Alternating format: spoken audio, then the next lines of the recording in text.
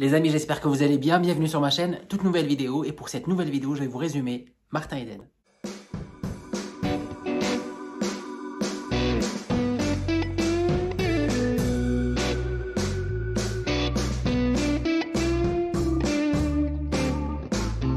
Avant tout, n'hésitez pas à vous abonner à la chaîne si ce n'est pas déjà fait et activer la cloche des notifications pour ne rien louper des prochaines vidéos. C'est toujours sympathique.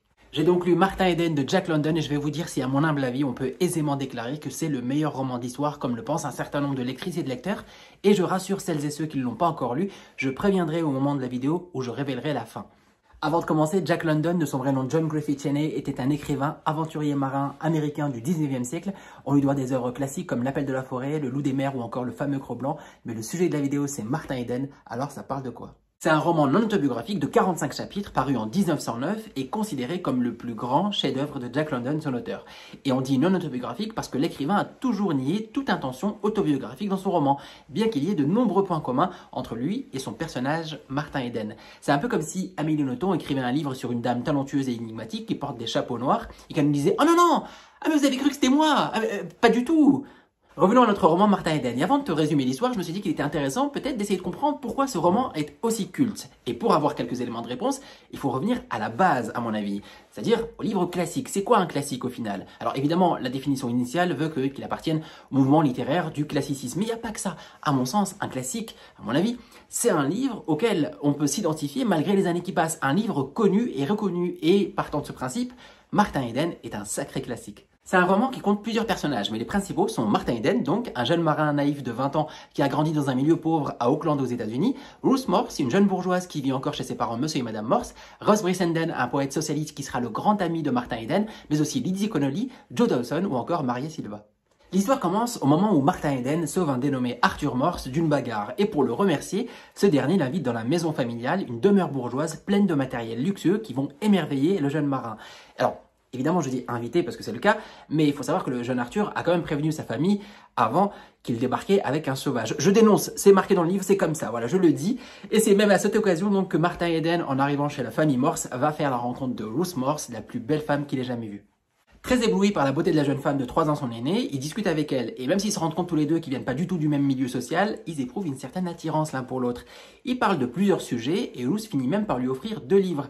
Et à partir de ce moment-là, Martin Eden n'a qu'une idée en tête, s'instruire pour être à la hauteur de la femme dont il vient de tomber amoureux. On a tous d'ailleurs déjà, chacune et chacun, fait quelque chose d'improbable par amour. Perso, au collège, je m'étais inscrit à un cours de latin juste parce que la fille que j'appréciais beaucoup y était aussi. Et aujourd'hui, je suis pas fichu de te donner l'origine de Nota Bene ou Postscriptum.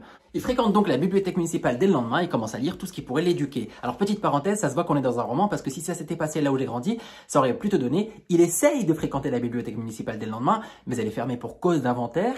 Il fréquente donc Martin Eden, lit beaucoup de livres, même s'il est très intimidé au départ par la littérature.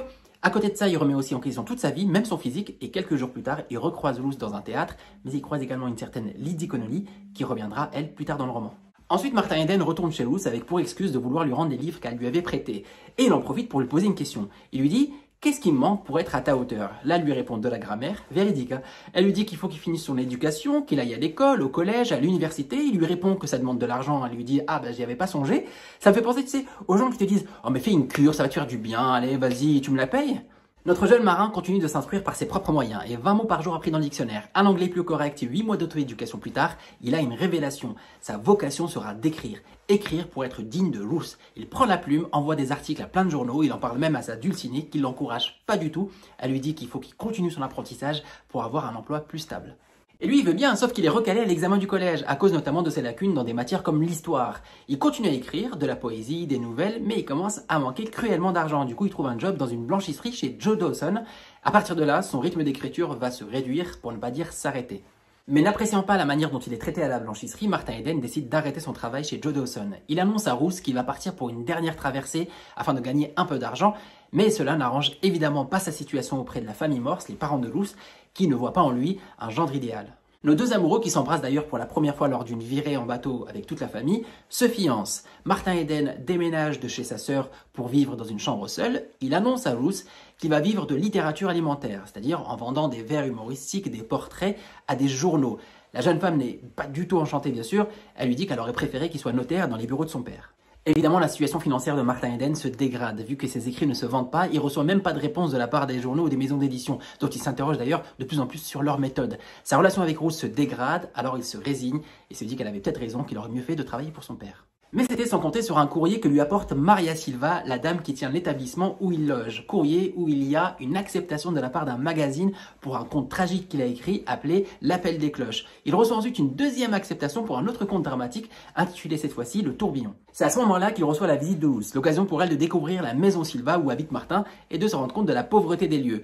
Il lui annonce les bonnes nouvelles à propos des acceptations, sauf qu'elle est un peu indifférente, elle n'est pas venue pour ça à la base, elle lui dit de se reprendre et de songer sérieusement au mariage parce que leur fiançailles commence à durer. Les acceptations continuent d'affluer dans un premier temps pour Martin Eden, ce qui lui permet de rembourser ses dettes. Mais la suite se complique de nouveau, il est même obligé de rendre visite au prêteur sur gage, cela ne le décourage pas pour autant, il prend même le temps d'avoir une discussion avec le père de Ruth à propos de son idéologie, sa propre idéologie, se défendant d'être socialiste et se présentant plutôt comme un individualiste. Martin fait ensuite lire à Ruth un recueil de poèmes qu'il a écrit, et cette dernière apprécie moyen sa lecture. Elle lui dit qu'il faut qu'il trouve un vrai travail, qu'elle ne pense pas qu'il soit fait pour l'écriture. C'est dur, hein. Le personnage de Ruth, si tu veux le faire deviner au Time's Up, suffit que tu dises provoque une déprime instantanée, les gens trouvent direct.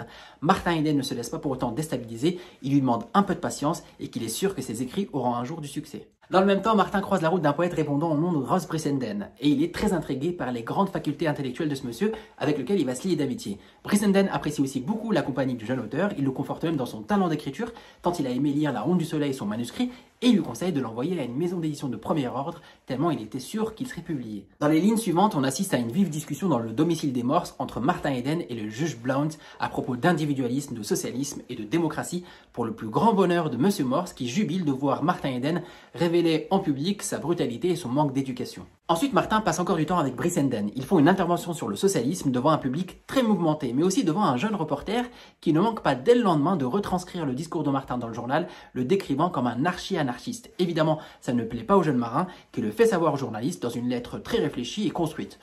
Pas du tout. Non, à ça, il a préféré profiter de la visite du journaliste dans sa chambre pour lui donner une bonne fessée, encouragée même par Brissenden, pourquoi pas. Après ça, rien ne s'arrange pour Martin Eden, au contraire. Il reçoit une lettre de Ruth qui lui dit qu'elle est déçue. Déçue que leur amour ne lui ait pas suffi à prendre la vie sérieusement. Elle lui apprend aussi que ses parents ont demandé la rupture des fiançailles et qu'elle leur donnait raison. Elle lui annonce donc la fin de leur relation et lui défend de la voir. Alors évidemment, c'est triste, mais en même temps, notre petit Martin, il en a oublié quand même la raison première de son auto-éducation qui était de séduire Ruth, c'est ça la base. Alors on arrive au moment où je vais vous inviter, si vous n'avez pas encore lu Martin Eden et que vous ne voulez pas que la fin vous soit révélée, soit à mettre pause, aller lire le livre et revenir, ce qui risque d'être un peu long, mais c'est une possibilité. Sinon, à noter la minute qui s'affiche juste en bas et nous rejoindre plus tard. Les soucis continuent malheureusement pour notre cher Martin Eden. En voulant annoncer à Brissenden que son poème allait être publié, il apprend que ce dernier s'est suicidé d'une balle dans la tête. Il reprend alors l'écriture avec acharnement, il entreprend de finir son livre intitulé Trop tard, tout en continuant de recevoir des chèques de magazines pour vivre à peu près normalement. Puis enfin, alors qu'il n'avait plus trop la motivation d'écrire, ni même de lire, qu'il avait même repris la cigarette, Martin Eden commence à recevoir un enchaînement d'acceptations et de chèques pour ses manuscrits, sans qu'il comprenne pourquoi. Pourquoi maintenant? Pourquoi le succès après 2 ans de galère? Il se met alors à rembourser toutes ses dettes. Après ça, ce qui commence à travailler Martin, c'est la solitude. Il se met carrément à rêver d'aller vivre seul dans les îles Marquises, mais avant ça, il faut quand même remplir les coffres. Du coup, il continue de vivre, il va dans un pique-nique un dimanche matin où il rencontre son ancienne bande, il est très content, il rencontre aussi de nouveau Lizzie Connolly, avec qui il flirte même un petit peu, cette dernière n'étant pas insensible à son charme. Ses manuscrits continuent à être publiés, Martin gagne beaucoup d'argent, il en profite pour faire des cadeaux, à Maria Silva notamment, la personne chez qui il logeait et qui prenait soin de lui, il lui offre la propriété de sa maison ainsi qu'une ferme à la campagne. Avec le succès, Martin attire également l'intérêt de personnes qui ne le considéraient même pas quand ses livres ne se vendaient pas, et ça il en a bien conscience et il le fait savoir. Fatigué de l'hypocrisie du monde, il songe sérieusement à aller vivre dans les mers du Sud et entreprend toutes les démarches en ce sens. Mais avant ça, il reçoit la visite de Ruth qui lui dit qu'elle voudrait que leur relation reprenne, mais il lui répond que non, il refuse donc, il lui dit qu'il n'est pas différent du bonhomme dont ni elle ni sa famille n'ont voulu, il lui met d'ailleurs un râteau très élégant, page 455, « J'ai bien peur d'être un marchand plein de méfiance, qui regarde trop attentivement les balances pour peser votre amour et craint de s'apercevoir que le poids n'y est pas. » Martin Eden raccompagne Ruth, ils se disent adieu. Quelques jours plus tard, il dit adieu à sa sœur Gertrude, à toute sa famille, à Lizzie Connolly. Il embarque dans un bateau en première classe direction Tahiti, où il projette de construire sa maison de verdure, de faire le commerce de perles et de pêcher le requin. Sauf que son voyage s'arrête avant Tahiti. Après avoir lu un poème de Swinburne dans sa cabine, il trouve enfin la réponse à sa quête, la vraie voie du repos. Le remède définitif ne serait autre que la mort. Il passe alors par le hublot ouvert, se jette à la mer et se laisse noyer. Tu l'as compris, à travers l'histoire de Martin Eden, Jack London explore avec une très grande qualité d'écriture de nombreux thèmes qui lui sont chers.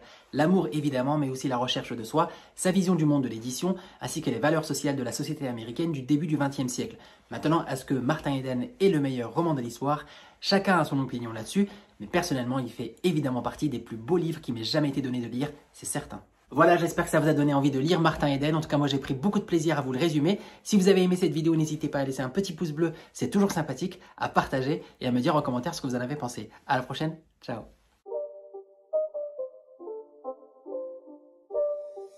It's not a game, it's a rich thing.